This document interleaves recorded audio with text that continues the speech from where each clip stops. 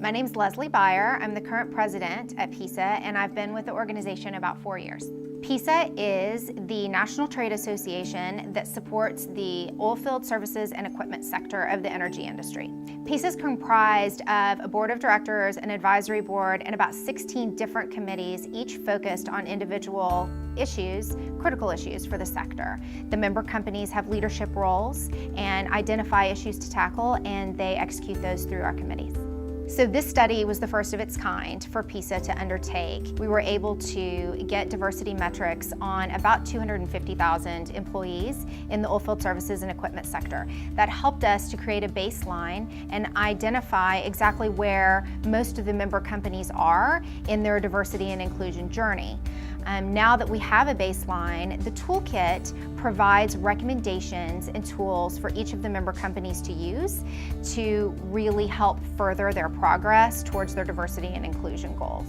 I'm Richard Alabaster. I'm the president of Surface Technologies at Technip FMC, and I also serve on the board of directors of PISA. Technip FMC is a very strong supporter of PISA because we feel it's an important organization for advocacy for our industry, to help us with development of personnel and attracting personnel to our industry. So we believe very strongly in the mission of PISA. Based on the findings of the study, PISA has developed tools to help companies in all stages related to gender diversity, be that awareness, action, or sustainability, and to tackle the complex issue and take action. Included in the toolkit are a complete package to help you and your staff understand the study and its importance. A diversity index is also included to measure how your company compares to other companies that completed the survey. And then finally, there are specific actionable items that you and your staff can do to make sustainable impact and to make change. Hi everyone, my name is Andrew Way. I'm the CEO of Extarin. So my role with PISA is I work on the advisory board. Been with PISA for a little over a year. We learned that in the general broader terms of the industry, where companies have 34% or more female in executive positions, they perform better. They deliver better for shareholders, and just the workplace is a better place to be. We also learned that within the PISA members, 72% of the surveyed participants acknowledged that it was a male-dominated industry, but yet only half acknowledged that it's important to ensure that the industry is attractive to females. The other thing we learned that is in the PISA population, we lag that 34%, 15 to 18% of our workforce are led by female executives, and so that just really tells us that we have a lot of work to do. My name is Angela Knight. I am a Global Diversity and Inclusion Leader for Baker Hughes, a GE company.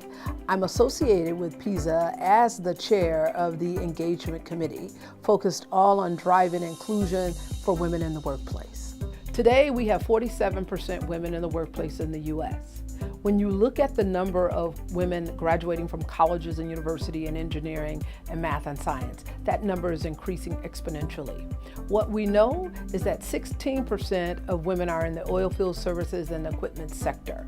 Women need to know that the oilfield sector is a place where they can work and they can thrive and they can have fulfilling careers, that we provide flexibility, that we want to attract them so that they can maintain a career and sustain a career, quite frankly. So it's really important to us to attract and retain and develop women in our industry so that they'll want to work here. One of the things I'd like to highlight is the Ind Maturity Map that Accenture created for us. In that maturity map, they talked about the basics of IND, so inclusion and diversity. When you're leading an IND, what you're looking at is all employees understanding the D&I journey.